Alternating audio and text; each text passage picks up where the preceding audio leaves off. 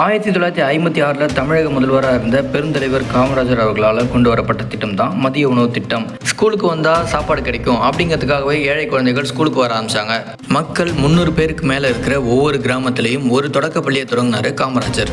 அப்போது தமிழகத்தில் வெறும் 7% மட்டுமே இருந்த கல்வி அறிவை தனது 9 ஆண்டு கால ஆட்சியில் 38% உயர்த்தினார் காமராஜர். அதுக்கு அவருக்கு மிகப்பெரிய உதவியாக இருந்தது மதிய உணவு திட்டம் தான். பிறகு முதலமைச்சரான எம்ஜிஆர் அவர்கள் இதையே 1982 சத்துணவு திட்டமாக உயர்த்தினார்.